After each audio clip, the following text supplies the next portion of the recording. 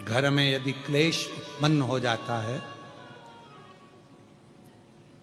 आपका धन, आपकी प्रॉपर्टी, आपकी जमीन, आपका प्लाट, आपका दुकान, आपका पैसा यदि किसी ने कब्जा कर लिया और छोड़ नहीं रहा, प्रत्येक अमावस्या के दिन पीपल के वृक्ष के नीचे जाकर 2 दीप लगाइए घी के।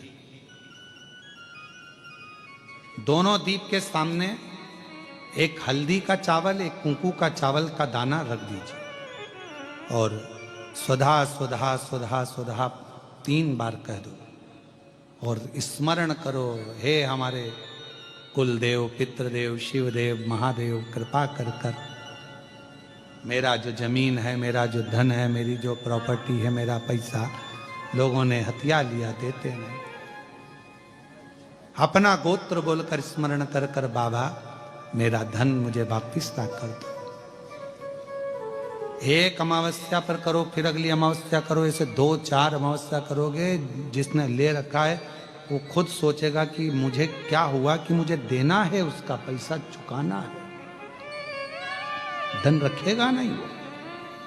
पितृ स्वधा का नाम स्मरण करते से, जब हम सुधा सुधा सुधा सुधा कहते हैं, पितृ उसको स्वीकार करते हैं। जैसे अग्निदेव की धर्म पत्नी स्वाहा, क्या है, जम के बोलो जरा, स्वाहा। जब हम यज्ञ करते हैं, सांकल ले देते हैं, ओम वैष्णवे स्वाहा, स्वाहा बोलते से ही अग्नि देवता की धर्म पत्नी उस भाग को देवताओं को देती है। उसी तरह तर्पण, तिलांजलि, पिंड तर्पण आदि जितने भी हम पितरों के लिए कर्म करते हैं, उसमें हम स्वधा स्वधा बोलते हैं। जब स्वधा बोलते हैं तो वो स्वधा पितरों को भाग देती है और पितरों से कहती हैं, ये मेरा बेटा दुखी है, इसको ये तकलीफ है, इसको ये कष्ट है, तुम इसका ये कष्ट पितृदेव मिटा दीजिए, महादेव की आज्ञा है, इसको सही कर दीजिए। करते हैं कि संसार में रहने वाला मानव, दुनिया के कई लोग उनसे कहेंगे कि इनको पितृदोष लग गया, दुनिया के कई लोग कहेंगे इनको पितरों का दोष लगा हुआ है, पितृदोष लगा हुआ है, पितरों का दोष लगा हुआ है, पितृदोष लगा हुआ है। पर वो पितृदोष लगता क्यों?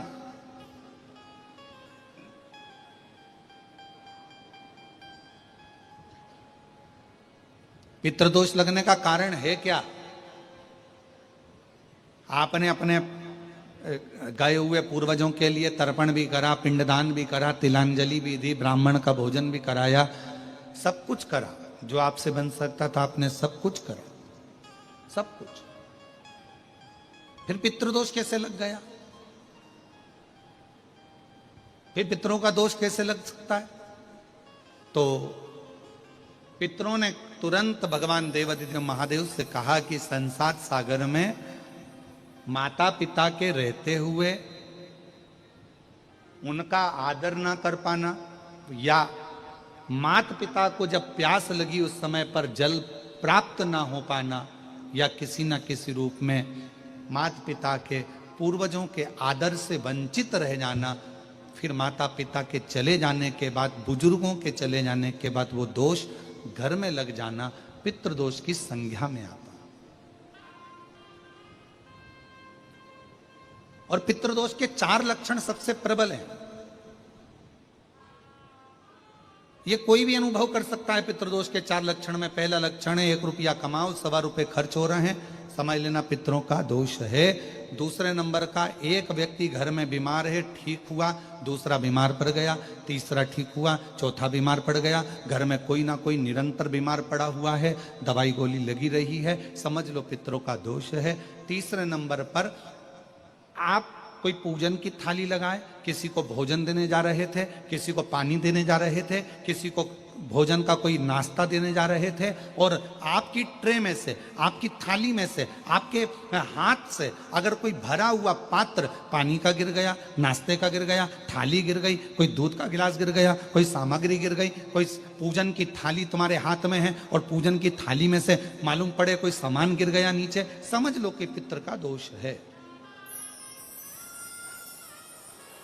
और चौथे नंबर पर पितरों का दोष का वर्णन किया गया। घर में जितने सदस्य रह रहे हैं, अगर वो किसी न किसी रूप में एक दूसरे पर चिढ़कर बोल रहे हैं, क्रोध कर कर बोल रहे हैं। प्रश्न बहुत छोटा सा है, पत्नी ने कुछ कहा, उसका उत्तर पति ने चिढ़कर दिया, पति ने कुछ कहा, पत्नी ने चिढ़कर उत्तर दिया, बच्चों ने कुछ कहा, माँ बाप ने चिढ़कर उत्तर दिया, माँ बाप कुछ बोले, बच्चे चिढ़कर उत्तर दिए। समझ लेना कि कहीं ना कहीं पितरों का दोष। तो भगवान पितृदेव ने अपने दामाद से, भगवान देवाधिदेव महादेव से कहा कि संसार सागर में हो सकता है कि संसार सागर में मनुष्य रहता है, मानव रहता है, और उससे गलतियां हो जाती है। तो पितृदोष अगर संसार के लोगों को लगे तो हमारा एक निवेदन है, आप जाते जाते वर दीजिए कि ये पितरों की शांति आपकी आराधना से पूर्ण हो जाए। बस इतना वर दे दीजिए। शिव जी उस समय पर मौन हो गए। भगवान देवाधिदेव महादेव एकदम मौन हो गए। पार्वती जी ने शिव जी से कहा, आप हमारे नाना जी को वर नहीं देंगे? आप हमारे नाना नानी को वर नहीं देंगे? इन पितरों को और पितराणी को आप वर नहीं देंगे? शिव जी ने वर दिया मां पार्वती जी के नाना जी को और अपने नाना ससुर को। हे पितृदेव,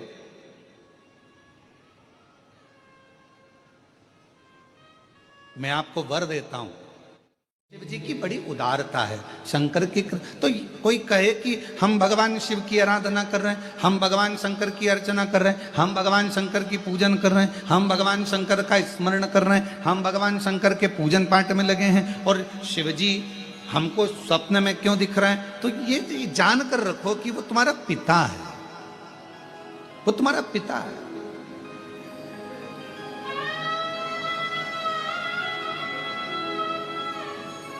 शिवलिंग दिख रहा है मतलब कोई अच्छा कार्य आपकी जिंदगी में होने वाला है।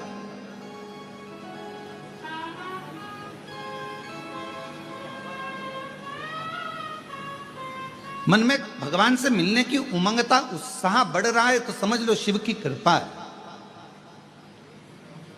भगवान शंकर की कृपा है, करुणा है।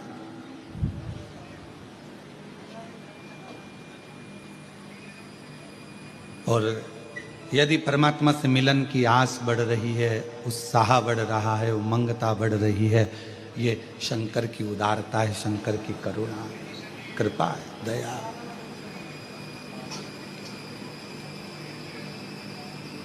आज जितने आप सब इस पितृपक्ष की 5 दिवसीय ऑनलाइन शिव महापुराण की कथा का लाभ ले रहे हैं और मन में एक उमंगता, एक उत्साह, उमंगता आपके भीतर है, भगवान शंकर की करुणा। कितना सुंदर भाव कहा गया है। एक बार माता पार्वती जी ने भगवान शिव जी से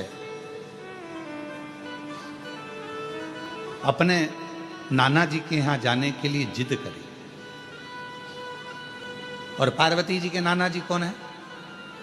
पितृलोक। पितरों की 3 बेटियां हैं, मैना, धन्या, कला। यह हम पहले भी वर्णन कर चुके हैं। उन पितरों की 3 बेटियां, मैना जिनकी गोद में मां पार्वती जी खेली हैं, धन्या सुनैना बनी जिनकी गोद में मां जानकी जी खेली हैं, कला कीर्ति बनी जिनकी गोद में राधा जी खेली। ये तीनों पितरों की 3 बेटियां हैं। पितृलोक में इनका निवास है, पितृलोक में ये रहती हैं। पर सनकादि ऋषियों के चरण में, जंघा में इनके वस्त्र की चोट लग जाती है, जिसके कारण बस ये पितृलोक से मृत्यु लोक में आ जाते। थोड़ी सी गलती हुई है, थोड़ी सी गलती, थोड़ा सा गलत कर्म हो गया कि चलते चलते उनके कपड़े संत की जंघा पर, अर्थात छोटे छोटे जो सनकाद ऋषि बड़े आनंद के साथ तप कर रहे थे और उनके वस्त्र उनको छूकर चले गए।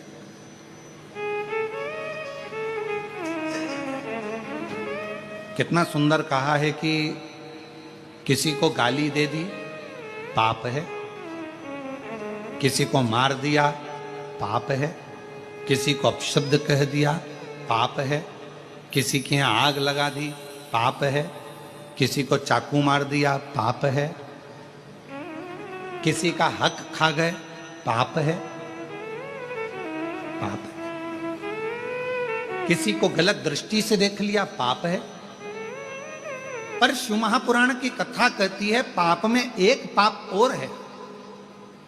अपने सिंहासन पर बैठकर, अपनी गादी पर बैठकर, अपनी पीठ पर बैठकर, व्यास पीठ पर बैठकर यदि किसी संत साधु ब्राह्मण या किसी कथाकार की या किसी तपस्वी की आप अपनी गादी पर बैठकर किसी भी तरह से आलोचना करें या निंदा करें तो यह महापाप की गिनती में आता है। इतनी बड़ी व्यासपीठ हमें हरि चर्चा के लिए मिली है, इतनी बड़ी व्यासपीठ हमें भगवत भजन के लिए मिली है, इतनी बड़ी व्यासपीठ हमें हरि गुणगान करने के लिए मिली है, इतनी बड़ी व्यासपीठ हमें परमात्मा का भजन करने के लिए, नाम लेने के लिए मिली है। और उस व्यासपीठ पर बैठकर भी अगर कोई कथाकार या कोई व्यक्ति या कोई संत या कोई साधु या कोई कथाकार उस पर बैठकर भी यदि निंदा करे तो वो महापापी की गिनती में आ जाता है। महापापी। आप भजन करो, शिव नाम लो, राम नाम लो, कृष्ण नाम लो। भक्त काय के लिए आया है? भगवत भजन करने के लिए। तो पाप कर्म केवल वही नहीं है, पाप कर्म ये भी है कि हम किसी के लिए अपशब्द क्यों बोलें, किसी के लिए आड़ा टेढ़ा क्यों बोलें, किसी के लिए अपशब्दों का बखान क्यों करें। शिव महापुराण की कथा कहती है आज मां पार्वती जी भगवान शंकर जी से निवेदन कर रही हैं, भगवान शिव जी से प्रार्थना कर रही हैं, आप हमारे साथ में पितृलोक चलो। क्यों? क्योंकि वो हमारे नाना जी का घर है, वहां चलिए, पितृलोक में चलिए। वो हमारे नाना जी का घर है, पितृलोक चलो। भगवान देवाधिदेव महादेव ने थोड़ा सा सुना और जिस चीज का जवाब नहीं देना रहता है उस चीज के लिए मौन हो जाना सबसे अच्छा है। हमारा बहुओं से भी निवेदन है और सासुओं से भी निवेदन है। बहू की कोई बात का जवाब नहीं देना है तो सास से निवेदन है कि थोड़ा मौन हो जाओ, और सासुओं से बहुओं से निवेदन है कि अगर सास की कोई बात का जवाब नहीं देना है तो थोड़ी देर मौन हो जाओ। वो अच्छा, बोलोगे और विवाद हो तो क्या मतलब का जीवन। शांति। शिव जी मौन हो गए, शांत हो गए एकदम। और है भी मेरे शंकर भगवान। कर्पूर गौरम करुणावतारम संसार सारम भुजगेन्द्र सदा हृदयारविंद भवम भवानी सहितं नमः शिवाय। ओम नमः शिवाय, नमः शिवाय, नमः शिवाय, नमः शिवाय, ओम नमः शिवाय, नमः शिवाय, ओम नमः शिवाय। कर्पूर गौरम करुणावतारम संसार सारम भुजगेन्द्रहारम सदा हृदयारविंदे भवं भवानी सहितं नमः शिवाय। ओम नमः शिवाय, नमः शिवाय, नमः शिवाय। भगवान शिव की आनंदमय मूर्ति का प्रतिबिंब ये स्वरूप भी तो कह रहा है कि शिव शांत रहते हैं, शिव मौन रहते हैं। भगवान शंकर का एक सबसे बड़ा यदि कोई तत्व उनके अंदर है, क्या लोग कहते हैं भगवान शंकर की पूजन करोगे तो तुम्हारे अंदर हो सकता है क्रोध आ जाए, शिव जी की पूजन करोगे तो हो सकता है तुम्हारे अंदर कोई भाव आ जाए। अरे शिव महापुराण की विद्येश्वर संहिता कहती है शंकर भगवान को एक लोटा जल चढ़ाने वाले को, शिव जी की आराधना करने वाले को, शंकर की उपासना करने वाले पर भगवान सबसे पहला सुख अगर देता है तो शांति देता है, वो भी हृदय की, मन की शांति। हृदय की शांति, मन की शांति।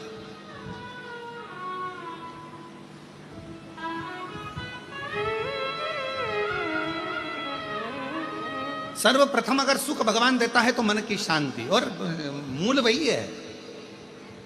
हम आपसे पूछे जरा उत्तर दीजिएगा, जहां जहां से आप लोग आए, अब हमको ये भी नहीं मालूम ना तुम कहां कहां से आए।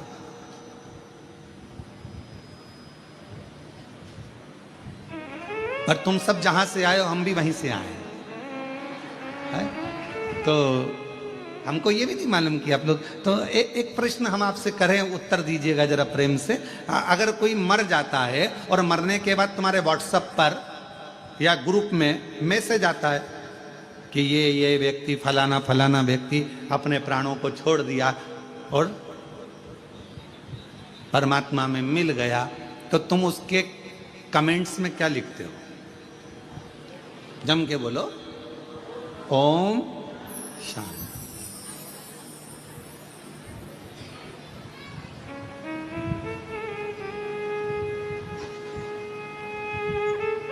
क्या लिखा तुमने? जम के बोलो जरा, ओम शांति। ठीक है। और कुछ लिखा? हाथ जोड़ लिए, फूल बना दिया, फूल का गुच्छा बना दिया, भले वो कैसा भी हो। तुमने ये लिखा कि बहुत एबला था, बहुत उपद्रवी था? नहीं, आपने क्या लिखा? ओम शांति। मतलब पूरी जिंदगी व्यक्ति ने संघर्ष किया, पूरी जिंदगी व्यक्ति ने काम किया, और आखिरी में लोग जब खड़े होकर श्रद्धांजलि भी देते हैं तो क्या कहते हैं कि 2 मिनट का मौन उस जीवात्मा की शांति के लिए धारण। और लोग हाथ ऐसा लंबा करके और बिल्कुल शांति से एकदम खड़े हो जाते हैं उस जीवात्मा की शांति के लिए। पर जरा विचार करिए कि वो शांति जो वो पूरी जिंदगी ढूंढता रहा, आखिरी तक नहीं मिली, मरने के बाद उसको शांति मिली। पर शिव महापुराण की कथा कहती है कि मरने के बाद लोगों को शांति मिलती है। वो शांति अगर शिव कहते हैं, मेरा मंदिर, मेरा देवालय, मेरा शिवालय, जहां मैं रहता हूं लोग उसे शमशान कहते हैं। मैं जहां रहता हूं काशी, जिसको लोग महाशमशान कहते हैं, जहां मैं निवास करता हूं वो स्थान मेरा कैलाश माना जाता है। तो शंकर जी कहते हैं यदि संसार का मनुष्य जीते जी, मरने के बाद नहीं, जीते जी अगर शांति चाहता है तो मेरे मंदिर में, मेरे शिवालय में आकर अगर एक लोटा जल चढ़ाता है तो वो शांति उसको जीते जी प्राप्त हो, वो शांति उसको जीते जी। अब मरने के बाद अगर लोग ओम शांति लिखें, मरने के बाद लोग ओम शांति कहें, मरने के बाद श्रद्धांजलि में कहें 2 मिनट का मौन धारण करो जीवात्मा की शांति के लिए, उससे अच्छा है अपनी शांति अपने को इकट्ठा करना है। इसलिए 1 लोटा जल लेकर शंकर के मंदिर में जाओ, शिव जी को 1 लोटा जल समर्पित करो, हृदय से अपने भीतर उस शांति को आप पाओगे। जब शिव जी को 1 लोटा जल चढ़ाओगे, हृदय से शांति का अनुभव। एक पत्र है, देखिए,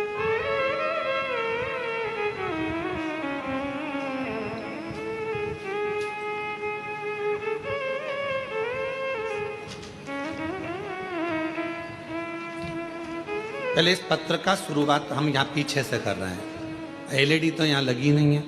जो आस्था चैनल पर सुन रहे होंगे वो शुरुआत में, और अभी आप लोग जब बाद में अगर अपने घर पर जाओगे तो इस कथा को आप लोग जब देखोगे कि हमारा आया कि नहीं आया, तो उस समय इस पत्र को जरूर पढ़ना, ठीक है। तो हम शुरुआत कर रहे हैं पत्र के पीछे से। 1 लोटा जल, 1 बेलपत्री, सभी समस्या का हल। और अगर तुम्हें दिख जाए तो तुम भी पढ़ लो, यहां लिखा है, दिख रहा है सबको?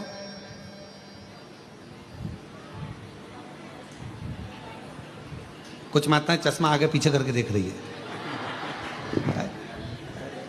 दिख रहा होगा, वैसे तो इतना बड़ा शब्द है, दिख रहा। अब पत्र को आगे से पढ़ें। गुड्डी देवी राजू सक्सेना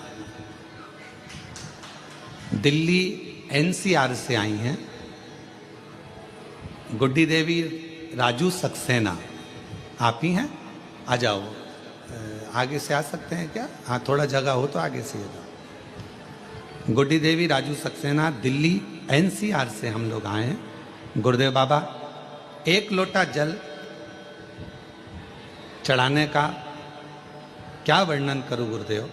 मेरे बेटे कई सालों से तैयारी कर रहा था MBBS की, कि कैसे भी नीट परीक्षा निकले और मैं डॉक्टर बनूं, उसकी तैयारी कर रहा था, पर उसका हो नहीं रहा था।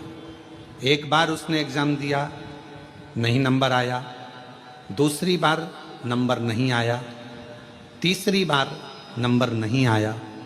तब आखिरी में उसने हिम्मत हारी, और हिम्मत हारा तब हमने हमारे बेटे से कहा कि वो सीहोर वाला मामा बाबा कहता है कि खूब मेहनत करो, खूब मेहनत, रात दिन एक कर दो, फिर एक बेलपत्र शहद में लगाकर शिवजी को चढ़ाकर जाओ, फल जरूर मिलेगा। मेरे बेटे ने हंसकर कहा, माँ क्या ऐसा हो सकता है? हाँ।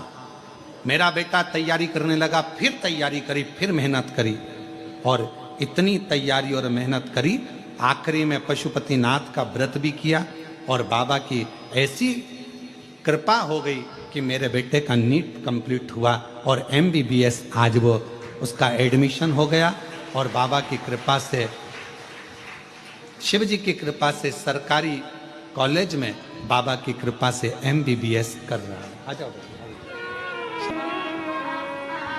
बाबा, हम धन्यवाद देने के लिए आए हैं। शायद हमारी जिंदगी की सबसे बड़ी खुशी है जो कुबेरेश्वर बाबा ने दी है। शंभु शंभु शंभु। ये 5 दिवसीय कथा नहीं है, ये मेरे भगवान शंकर 5 मुखों से, मेरे शंकर भगवान अपनी शिव पंचायत में सूर्य नारायण भगवान, नारायण, माँ जगतजननी, शंकर जी, स्वयं गणेश जी महाराज, ये सब पंच देवता आपके दरवाजे पर आकर, आपके घर पर आकर, मेरे शंकर भगवान 5 मुख से शंकर की 5 पंचायत, शिव पंचानन भगवान शंकर मेरे ओघड़दानी शंभु आपके घर पर आकर ये 5 पूर्वजों का कल्याण करना और आपका भंडार भरने की ये पवित्र कथा है। ये पवित्र सूर्य का प्रकाश कितना भी छुपाओ, थोड़ी सी भी किरण अगर घर के अंदर आ गई, पूरे घर में उजाला कर देती है। उसी तरह शंकर भगवान को चढ़ाया गया 1 लोटा जल, और उस जल का चढ़ा हुआ थोड़ा सा भी भाग हमारे ऊपर आ गया, आचमन में आ गया, घर पर छीट दिया, तो पूरे घर को लक्ष्मी से, वैभव से, संपदा से, धन से, सत्ता से भर देता। शिव शिव है, उसका तेज पुंज, उसका आनंद। इसीलिए किसी भी देवता के सम्मुख में ये नहीं कहा जाता कि ये ज्योतिर्लिंग है, ये ज्योतिर्लिंग है, ये ज्योतिर्लिंग है। केवल शंकर भगवान के शिवलिंग को जब भी दर्शन करोगे, ये शिवलिंग ज्योतिर्लिंग है, ये ज्योतिर्लिंग है, ये ज्योतिर्लिंग है, अर्थात इसमें एक ज्योति समाई हुई है। वो दिव्य ज्योति आपकी और हमारे जीवन का कल्याण कर दे, वो दिव्य ज्योति।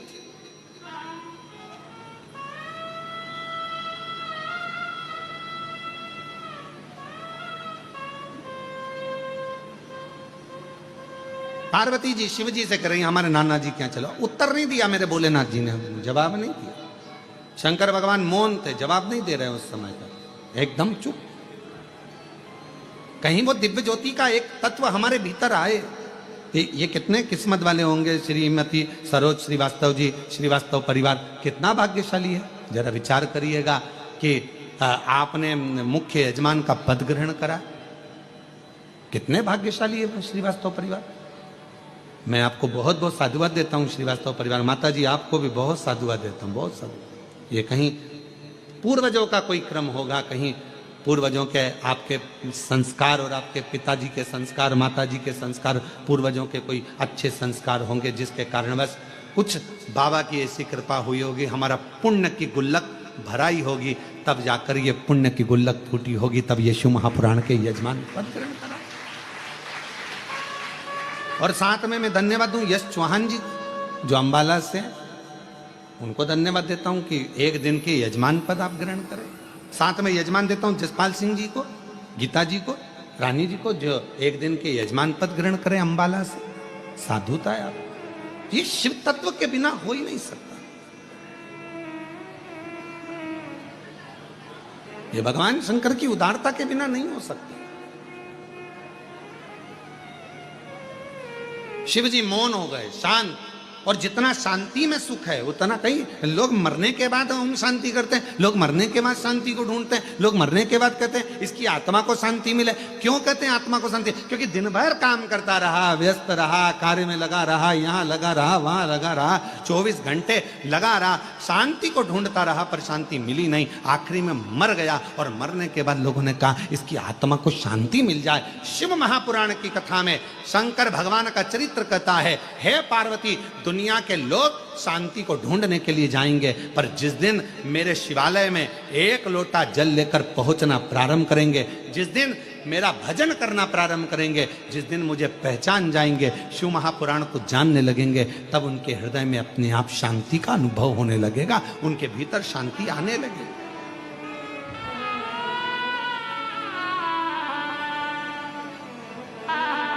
कितना कितना शहर में,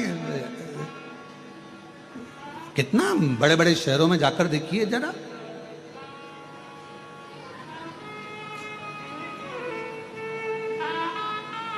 हमारा सीहोर शहर तो बहुत छोटा सा है, इतना बड़ा भी नहीं है। अगर सीहोर में कहीं का घूम जाए तो आधे घंटे बाद पकड़ के मोहल्ले के लोग ही उसके घर छोड़ जाते हैं। इतना छोटा था तो हमारा शहर है, बड़ा शांतिपूर्ण है। तो सीहोर शहर कोई और जाएगा भी कहाँ, कस्बे में घुमा तो मंडी में आ जाएगा, मंडी में घुमा तो छावनी में आ जाएगा, छावनी में घुमा तो ब्रह्मपुरी, ब्रह्मपुरी से घुमा चाणकपुरी, चाणकपुरी से घुमा छावनी, जाएगा का छोटे से शहर में। कई बार यहाँ कुबरेश्वर धाम पर जब भीड़ बढ़ जाती है, मोबाइल काम करना बंद कर देते हैं, तो बहुत सारे लोग मीडिया पे चलाना चालू कर देते हैं, इतने लोग खो गए। अरे भाई, मुंबई में खोते तो चल जाता, दिल्ली में खोते तो चल जाता, मेरठ में खोते तो चल जाता, बड़ी सिटी में, मेट्रो सिटी में खोते तो चल जाता, सीहोर में तो कोई खो भी गया आधे घंटे बाद मिल जाता है। यहाँ का तो क्योंकि मोबाइल चलते नहीं तो लोगों को लगा खो गए और ढूंढ रहे नहीं मिल रहा, और जैसे ही मोबाइल लगा नेटवर्क मिला, कहाँ जाओ।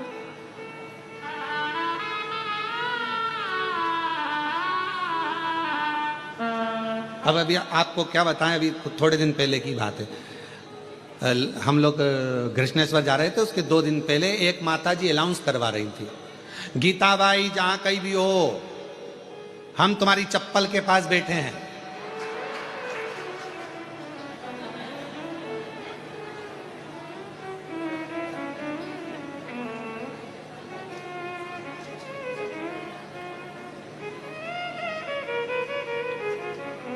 अब गीता बाई भी कितने अच्छे में कहाँ बिठा के गई, चप्पल के पास, और उसको बोलना था, अरे गीता बाई जहां कहीं भी हो, हम कंकर शंकर की भूमि पर कंकर के पास में शिव के पास बैठे हैं, मंदिर के पास बैठे हैं, तू आ जा। अब अनाउंसमेंट क्या करा रही है, हम चप्पल के पास।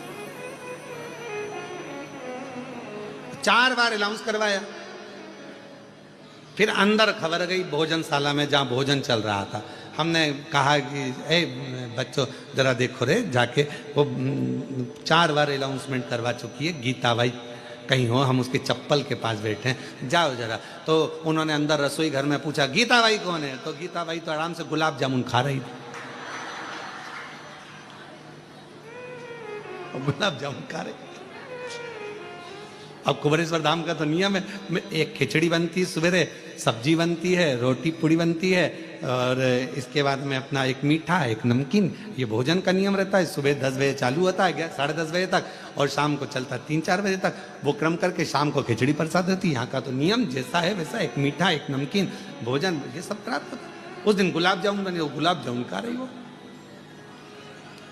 अब लड़कों ने जाकर कहा कि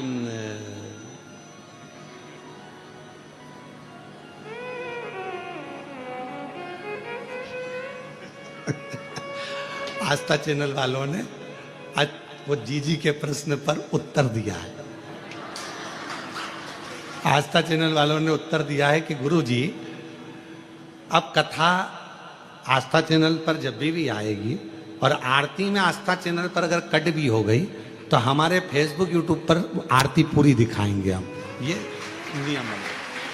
अब वो गुलाब जामुन खाती खाती उससे कहा कि बाहर तुम्हारी वो कोई बैठी है, तो कहा मेरी बहन है वो। तो अच्छा, तो वो चप्पल के पास बैठी है, तो कहा बैठे रहने दो, मैं ही उसको कह के आई थी कि तुम चप्पल के पास बैठना। अच्छा, तो तुम भोजन करके जाओ।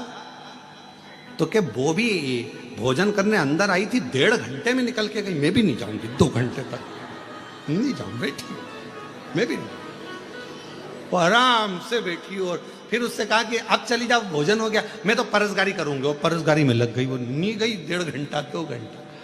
अब पहुंची, फिर बहन ने कहा क्यों तू, मैं तेरे को अनाउंसमेंट कराई और तू नहीं आई।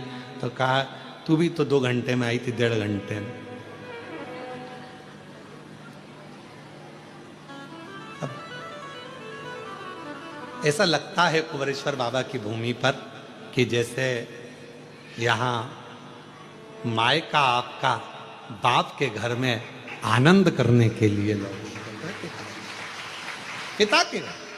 तो कोई ये विचार ना करे, कोई ये ना सोचे कि भाई घूम गए। भगवान शिव कह रहे हैं शांति को अगर पाना है तो मेरे मंदिर तक आना पड़ेगा, शांति को पाना है तो मेरे नजदीक में आना पड़ेगा। भगवान शिव से पार्वती जी कर रही है पितृलोक चली, और शंकर भगवान मौन हो जाते, एकदम शांत हो जाते, चुप हो जाते, बोलते कुछ नहीं, एकदम मौन।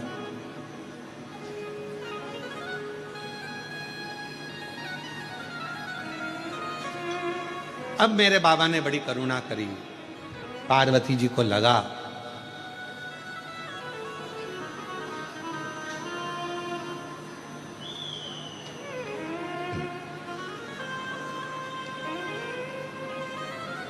कि शिव जी जाना नहीं चाहते, भगवान शंकर पितृलोक में जाना नहीं चाहते। शिव जी को, पार्वती जी को लगा कि भगवान जाना नहीं चाह रहे, ऐसा लग रहा है मुझे कि भगवान शंकर पितृलोक में नहीं जाना चाहते। तब पार्वती मैया ने कहा कि प्रभु मेरे नाना के घर आप नहीं जाओगे क्या? शंकर भगवान बोले पार्वती एक काम कर, तू चली जा, तू जा, और तू नाना जी के घर होकर। पार्वती जी कहने लगी बाबा यदि एक बार मेरे पितरों को, मेरे नाना को, मेरी नानी को आपका दर्शन हो जाएगा तो वो कृतार्थ हो जाएगा, उनका कल्याण हो जाएगा, कृतार्थ। शिव कहते हैं पार्वती सुनो, गंगा का जल लेकर मेरे ऊपर समर्पित कर दो, जो जल मुझ पर चढ़ेगा उस जल का एक अंश तेरे नाना को पितृलोक में प्राप्त होगा, और उस जल से तेरे नाना तृप्त हो जाएंगे और उनका मोक्ष होगा। हम पहले भी कहें पितृपक्ष के अंतर्गत यदि प्रदोष के दिन अगर भूल से भी आपके हाथ से 1 लोटा जल शिव जी को चढ़ जाए, और केवल पितृपक्ष के प्रदोष के दिन यदि 1 लोटा जल, 1 बेलपत्र, 1 चावल का दाना आपका शंकर भगवान को चढ़ता है, शाम के समय प्रदोष काल में भगवान शंकर के मंदिर में या बेलपत्र के वृक्ष के नीचे या तुलसा के क्यारे में या बट वृक्ष के नीचे या बेलपत्र के नीचे या आंवले के वृक्ष के नीचे या पीपल के वृक्ष के नीचे यदि एक दीप प्रज्वलित होता है प्रदोष काल में, निश्चित है आपके पूर्वज, आपके पितरों को तर्पण हुआ कि नहीं हुआ, पिंड हुआ कि नहीं हुआ, पर उनकी मुक्ति निश्चित हो जाती है, मोक्ष निश्चित। भगवान शंकर को जितना रिझा सकते उतना रिझा। शंकर जी कह रहे हैं कि मैं नहीं जा पा रहा हूं, पर पार्वती तुम जाओगी मेरे ऊपर जल चढ़ाकर, तुम्हारे पितृ प्रसन्न मिलेंगे, तुमको तुम्हारे पितृ नाना प्रसन्न मिलेंगे, तुम क्यों चिंता करते?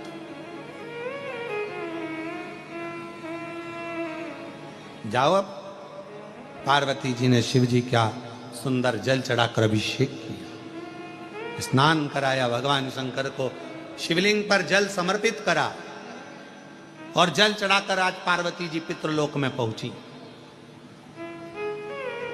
अपने नाना जी के लिए। क्या देखती हैं?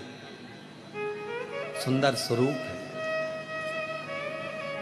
इतना उमंग, इतना उत्साह, इतना त्योहार, मेरे नाना जी की यहाँ कभी नहीं मना।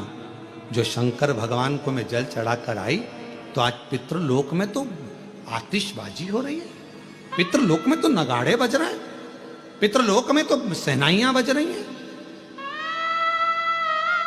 पितृलोक में मंगलाचार हो रहा है, पितृलोक में वाद्य यंत्रों का स्वर आनंदित कर रहा है, देवता आनंद पा रहे हैं, पुष्पों की वृष्टि कर रहा है। पितृलोक का बड़ा सुख। पार्वती जी को लगा कि इतना पितरों के लोक में तो मैंने कभी सुख देखा ही नहीं है, इतना पितरों का लोक में सुख है। बात क्या है, पितृलोक में जैसे ही गई अपने नाना जी के पास में, पितरों के पास में जाकर उनके गोदी में माँ पार्वती जी बैठकर पूछती हैं, नाना जी पहले आई पर पितृलोक में इतना सुख नहीं दिखा, पितृलोक में इतनी दुआ नहीं मिली, पितृलोक में इतना आशीर्वाद नहीं मिला, पितृलोक में इतना सुख नहीं मिला, ये आज कैसे प्राप्त हो रहा है। पितृलोक से पितृ नाना पार्वती से कहते हैं, देवाधिदेव महादेव पर चढ़ा हुआ जल जब हमें प्राप्त होता है, हम सारे पितृ आशीर्वाद प्रदान करना प्रारंभ कर देते हैं, वर देना चालू कर, वर देना। और मेरे भोले तेरा सहारा है, मेरे भोले तेरा सहारा है, मेरी नैया का तू किनारा है, मेरी नैया का तू किनारा है, मेरे बाबा तुझे पुकारा है, मेरे बाबा तुझे पुकारा है, मेरी नैया का तू किनारा है। हम जब शिव जी पर जल चढ़ाते हैं, वो जल 33 कोटि देवताओं को प्राप्त होता है, वो जल सारे गंधर्व अप्सरा पितर सबको प्राप्त होता है, वो जल हमारा कल्याण कर देता है। तुम खुद अंदाजा लगाइए, आज से पहले जरा अंदाजा लगा कर देखना, जिसको पत्रिका दिखाते थे वो कहता था पितृदोष है, जिसको अपना हाथ दिखाओ काल सर्प दोष है। जिस दिन से आपने भगवान शंकर को जल चढ़ाना प्रारंभ कर दिया, 1 साल 2 साल 6 महीना 8 महीना 5 महीना शिव जी को जब से जल चढ़ाना प्रारंभ करा, तब से आपको खुद महसूस हुआ होगा कि अब मेरे ऊपर पितृ दोष नहीं, काल सर्प दोष नहीं, क्योंकि मेरे शंकर भगवान ने सारे दोष मिटाकर मेरा कल्याण कर दिया है, मेरे को कृतार्थ। और ऐसा नहीं है कि परमात्मा देकर नहीं भेजता, परमात्मा जिसको जन्म देता है ये दोनों शक्तियां जरूर देता है, सहन शक्ति भी देता है और समझ शक्ति भी देता है।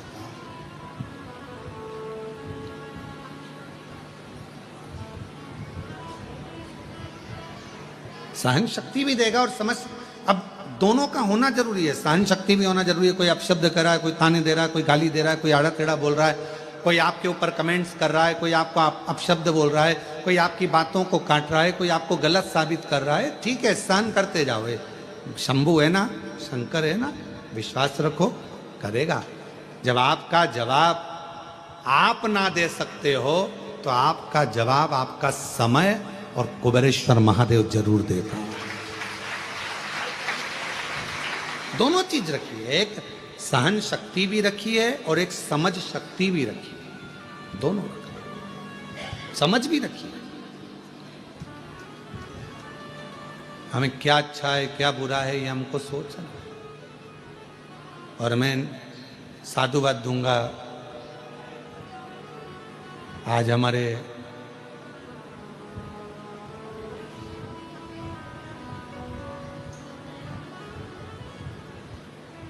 इस भारत की भूमि के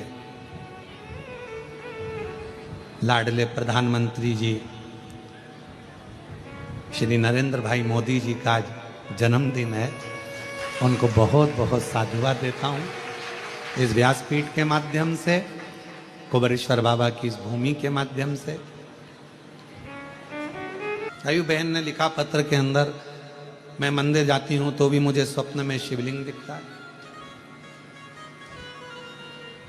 मैं मंदिर जाती हूँ मुझे स्वप्न में तो भी मुझे सोने में शंकर भगवान का शिवलिंग नजर आता है, तो भी मुझे शिव दिखता, शंकर दिखता, शिव नजर आता, दिख रहा है हर जगह पर, वही नजर आता, शिव शिव है।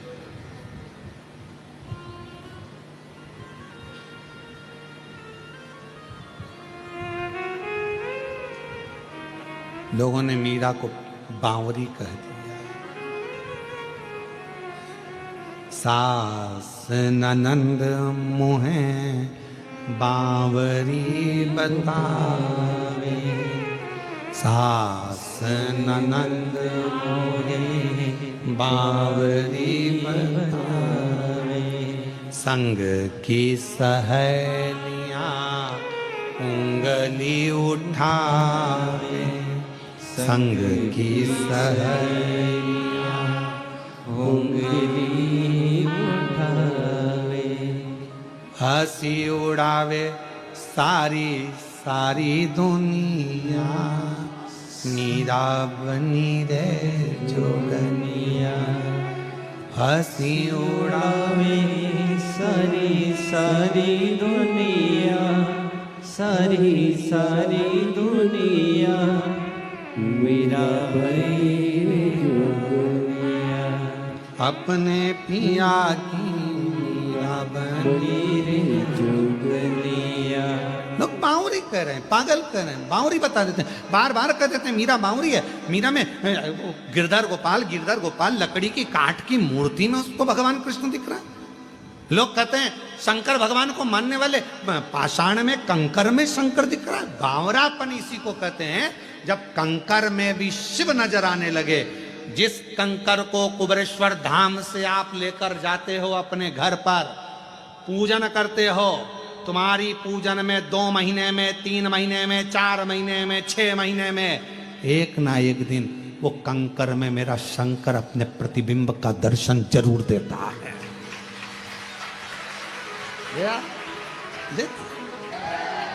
है हमारे श्रीवास्तव परिवार कह रहा है, जजमान परिवार, हमारे यहाँ कंकर है, उसमें हमने शंकर का ये भाव अपने आप प्रकट हो जाए। और आप में भी कई बैठे होंगे जो लेकर गए होंगे, आराधना करी होगी, साधना करी होगी, शिव तत्व को जाना होगा, कंकर की पूजन शिव के रूप में करी होगी, वो शंकर का दर्शन होगा। शिव लोग बावरा कहते हैं। अरे तुम पागल हो गई हो, ऐसा हो सकता है क्या? शिव उसमें आ सकता है क्या? शंकर उसमें दिख सकता है क्या? क्यों नहीं? जब नैनो में अगर पीले कलर का चश्मा लगा है तो सब पीले दिखेंगे। तुम्हारे नैनो पर तो शिव पुराण का चश्मा लगा है तो शंकर तो नजर आएगा ही, शिव तो दिखेगा ही, शंकर तो दिखना ही है। ये देख लो, एक और चश्मा लगा के आए हैं शिव पुराण का, अलग से आवाज आई, हर हर। ये शिव नेत्र में जो चढ़ गया है, शंकर का चश्मा चढ़ गया, शिव पुराण का जो चश्मा चढ़ गया है, उसमें शिव शिव नजर आता है। कृष्ण मंदिर में दर्शन कर रहे हैं तो शिव दिख रहा है, राम मंदिर में दर्शन कर रहे हैं शिव दिख रहा है, किसी भी होटले पर दर्शन कर रहे हैं शिव दिख रहा है। कहीं एक जरा सा होटला भी दिखा, शंकर नजर आ रहा। रात को सो रहे तो शंकर जी दिख रहा, दिन में जाग रहे तो शंकर जी। ये शिव भीतर, वो कहें शिव नाम होठों पर चढ़ गया रे, तो समझो ये जीवन सवर गया। शंकर भीतर और ये जीवन सवर गया रे, जो शिव नाम होठों चले गया रे, तो जो शिव नाम होठों पे चले गया रे, तो समझो ये जीवन सवर गया रे, तो समझो ये जीवन सवर गया।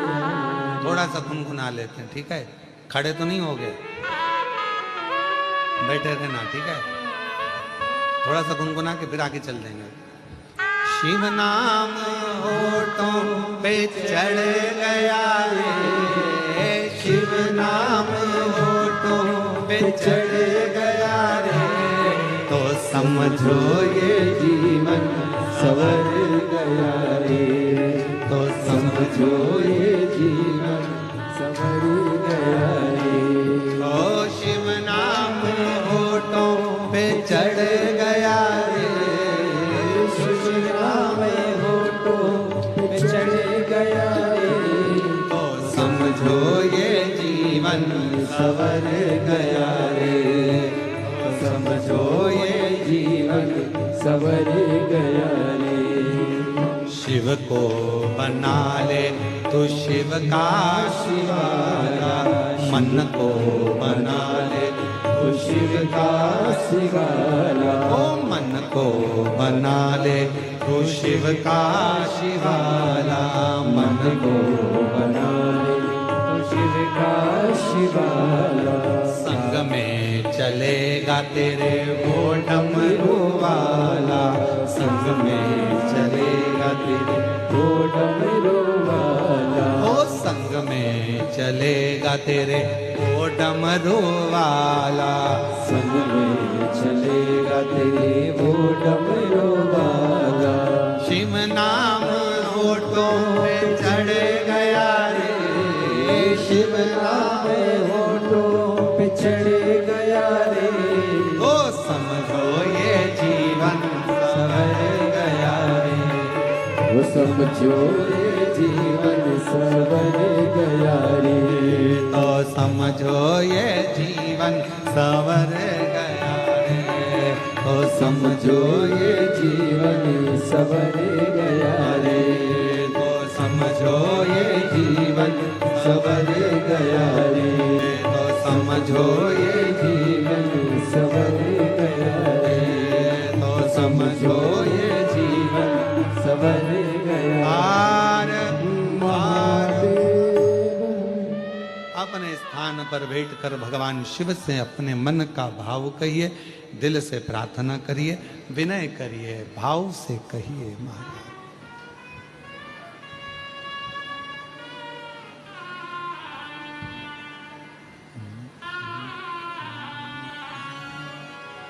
श्री शिवा नमस्तु,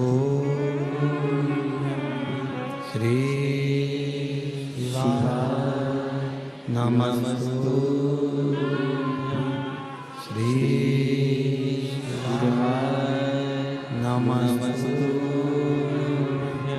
श्री शिवा नमस्तु, श्री नमस्तु। भोला सब दुख काटो, ओ भोला सब दुख काटो, शिव शंकर जपूं तेरी माला, भोले बाबा जपूं तेरी माला, भोला सब दुख काटो मारा। ओ भोला सब दुख काटो मारा। वेश मंगल मंगल कारी वेश है मंगल मंगलकारी। शमशान निवासी हमारा, शमशान निवासी हमारा। ओ भोला सब दुख काटो मारा। ओ भोला सब दुख काटो मारा।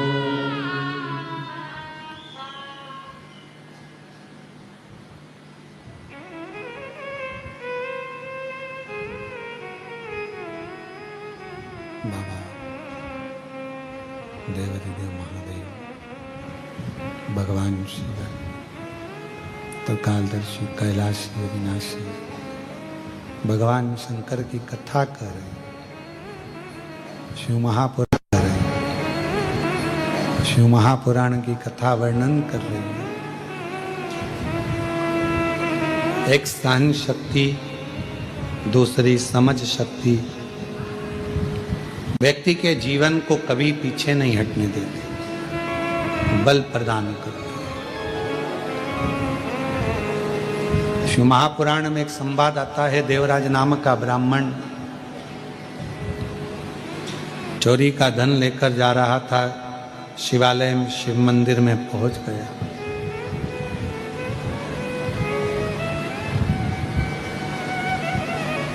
और शिव मंदिर में पहुंचकर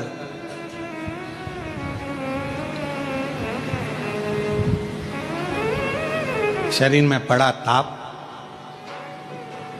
एक ब्राह्मण देवता शिव महापुराण की कथा का वाचन कर रहे थे और वो कथा श्रवण कर ली। ज्यादा देर की नहीं, अभी कथा के अंदर आया था कि एक क्षण, कोई कहे हमारा ट्रेन है, कोई कहे हमारी गाड़ी है, आप जाओ, कोई मना नहीं है, पर आपको जितना मिला उतना कम ना मिला। जो मेरे बाबा ने दिया वो कम नहीं दिया। सोचे ही नहीं थे कि कथा वो भी कुबरेश्वर धाम पर बैठकर सुनने को मिल जाएगी, ये कम ना दिया उसने, कम। और अटका हुआ मेरा सारा काम हो गया। आज गाते हुए जाना जो बाहर जा रहे हैं, अटका हुआ मेरा सारा काम हो गया, वो काशी वाला मुझ पे मेहरबान हो गया, वो डमरू वाला वो भगवान तुम पे मेहरबान हो गया, तब तो कथा मिल गई। मतलब तुम्हारा अटका हुआ कोई काम आज अब पूरा हो जाएगा, 3 महीने के अंदर तुम्हें वापिस बुलाएगा कुबरेश्वर, निश्चित है। और जितने टीवी पर कथा सुन रहे हो, आस्था चैनल पर कथा सुन रहे हो, जितने अपने पितरों के मोक्ष के लिए, पूर्वजों के उद्धार के लिए, घर में वैभव संपदा लक्ष्मी यश कीर्ति प्राप्त के लिए, संतान के लिए, वैभव के लिए, बच्चों के लिए, सब के लिए, आरोग्यता के लिए कथा श्रवण कर रहे हो। ये किसी ने पूछा कि 1 लोटा जल हम भगवान देवाधिदेव महादेव को चढ़ाने के लिए जाते हैं, शिव जी को हम जल चढ़ाने के लिए जाते हैं, तो क्या शंकर भगवान के नंदी के कान में कुछ कहना जरूरी है? शिव महापुराण ने कभी किसी चीज का प्रेशर नहीं दिया आप पर कि नंदी के कानों में कहना जरूरी है, या जल चढ़ाना जरूरी है, या चावल चढ़ाना जरूरी है, या बेलपत्र चढ़ाना जरूरी है। शिव महापुराण ने तो केवल इतना कहा, दिल से तुमने अगर उस परमात्मा को याद कर लिया तो वह परमात्मा तुम्हारा कल्याण जरूर करेगा, निश्चित। दिल से।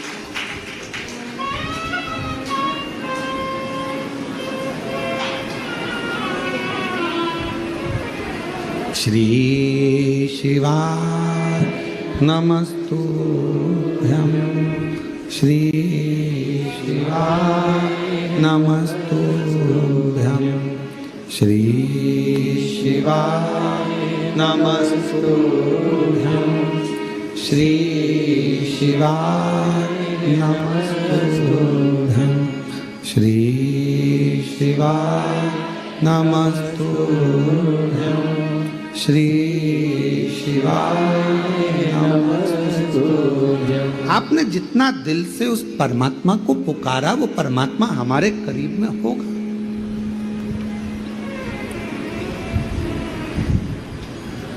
जन्म उसके हाथ में है,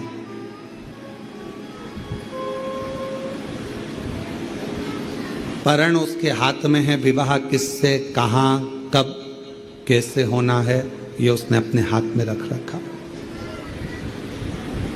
उसके हाथ।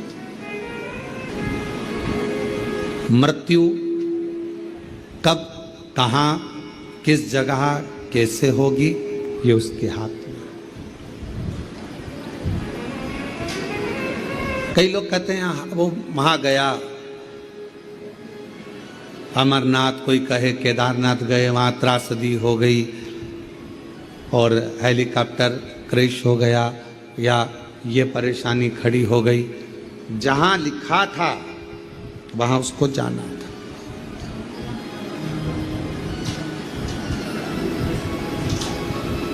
मृत्यु व्यक्ति को खींचते खींचते वहां तक लेकर जाती ही है। मृत्यु, जन्म जहां लिखा है, आपका जन्म जिस जगह का लिखा हुआ है, जहां लिखा हुआ है वहां पर आपका जन्म होगा, यह निश्चित है। परण विवाह, कितनी लड़कियां देखी, कितने लड़के देखे, कितने संबंध आए, कितने कितने संबंध आए, पर परमात्मा को जहां जब लिखना था उसने तब वहां लिखा। ये उसके हाथ। अब इसमें आप और हम कुछ भी नहीं। हम क्या कर सकते हैं? केवल अपना कर्म कर सकते हैं, अपनी मेहनत कर सकते हैं।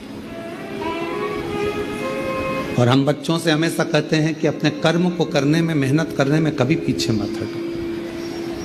जितनी मेहनत आपने आज करी है उससे 4 गुना ज्यादा मेहनत एक एक बेटा बेटी करे, एक एक नवयुवक बच्चे करे। जितनी पढ़ाई तुमने आज करी है उससे 4 गुना ज्यादा पढ़ाई तुम अब करो। तुम्हारा जो लक्ष्य है वो पूरा जरूर होगा। एग्जाम देने जाओ पूरी मेहनत के साथ, कंपटीशन एग्जाम में बैठो पूरी मेहनत के साथ, साथ में अपने साथ एक विश्वास लेकर जाओ, एक बेलपत्र, एक शहद का अंश भगवान शिव जी को लगाकर और बाबा से अपने दिल की बात कहकर पूर्ण मेहनत के साथ फिर जाइए। बाबा सफलता जरूर देता है, कार्य पूर्ण जरूर करता है, जरूर।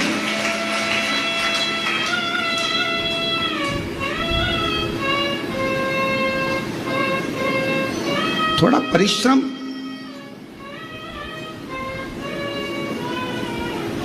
बहुत जरूरी है। और जब हम परिश्रम करें उसमें यह ना विचार करें कि मैंने इतना कर लिया, पहले मैंने इतना एग्जाम दिया, मैंने इतना कंपटीशन एग्जाम में बैठा, मैंने इतना काम किया, उसके बाद भी बाबा मेरी नहीं सुनता, उसके बाद भी बाबा मेरी सुनता नहीं। आज यवतमाल के पास के कुछ शिव भक्त यहाँ आए हुए हैं, शायद अभी यहाँ तो नहीं पहुँचे पर हमको मिले। यवतमाल के भक्त आए तो 3 साल पहले आए थे और कथा लेने के लिए आए थे। 3 साल पहले उस समय पर उन्होंने कथा ली थी, तो हमने उनसे पूछा था कि आप कथा ले रहे हो और व्यवस्था हो सकेगी? गुरुजी कुबेर भंडारी करेगा, ठीक है। अब उन्होंने एक प्रश्न 3 साल पहले कहा गुरुजी कथा दे दो। अब उस समय पर हमने पूछा तुम क्या काम करते हो? तो कहा छोटी सी खेती है, थोड़ा सा सिलाई आदि कर्म है, कपड़ा आदि का कोई काम है, कथा करा लोगे? हाँ। हमने कहा 2-5 लाख लोग आते हैं, उनका भोजन व्यवस्था कैसे होगा, क्या करोगे? तो कहा गुरुजी अब कथा दे दीजिए बस आप तो अब मन में आया कि इतना दिल से आया है, कथा लेने आया है, भाव से आया है, लाखों लोग इसके यहाँ पहुँचेंगे, कथा करवाएगा, व्यवस्था करना पड़ेगी, कैसे करेगा? आया है कथा लेना। हमने 3 साल बाद 2026 में जो क्रम आएगा मार्च अप्रैल का, तब उस समय पर उसको कथा दी। तो 4 साल, 3 से 4 साल के बीच में उसका था। अब वो बोले गुरुजी इतनी लेट कथा, 2-3 साल पहले की बात, इतनी लेट कथा। हमने कहा कुबेरेश्वर बाबा जब भंडार भरेगा, तेरे यहाँ लाखों लोग आएंगे, 5 लाख लोग खाना खाएंगे, बैठेंगे, भोजन करेंगे, कथा सुनेंगे, और तुम्हारा काम सिलाई आदि छोटा, बाबा को पूर्ण करने में, फाइल देखने में समय भी तो लगेगा, और समय लगेगा तो भरेगा भी तो समय, फाइल भी तो देखेगा, और फाइल देखेगा तब तो कृपा करेगा। आज वापिस 3 साल के बाद मिलना हुआ, और 3 साल के बाद हमने उनको देखा तो कहा गुरुजी कथा है अगले साल मार्च अप्रैल में। हमने कहा ठीक तो हो, कहे गुरु जी ऐसा बाबा ने भंडार भर दिया, ऐसी कृपा कर दी, ऐसी करुणा कर दी कि पूछो मत। ये शिव आप किस भाव से यहाँ एक एक दिन के यजमान बनकर बैठे हुए हैं। यहाँ पर अग्रवाल परिवार है, प्रताप सिंह सैनिया राठौर परिवार है, संजय खांडरे परिवार है, द्विवेदी परिवार है, अरुणा कंवर जी का परिवार है, पटेल जी का परिवार है, श्रीवास्तव जी का परिवार है। ये सब कथा के यजमान बने बैठे। कथा पूरी हो जाए तो इनसे पूछना क्या तुमने सोचा था, कभी विचार करा था कि पितृपक्ष में क्या तुम एक दिन के यजमान बन जाओगे? ये तुमने कभी सोचा था, कभी विचार करा था? कभी विचार करा? हमारे सामने मत बोलना। कभी ये लोग मिल भी जाएं तो इनको भी बता देना, कभी विचार नहीं। पर तेरी कृपा का क्या है भरोसा, कब किस पर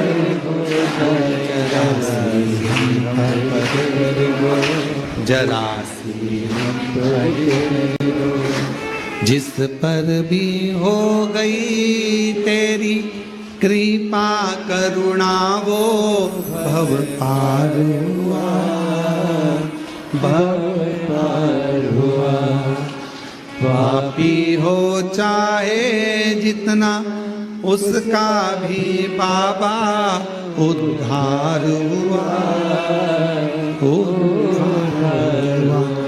गिद्ध अजामिल गणिका जैसे तेरे मन को भाए, जरा सी हम पर कर दो, जरा सी हम पर कर दो। तेरी कृपा का क्या है भरोसा, कब किस पर हो जाए, जरा सी हम पर कर दो।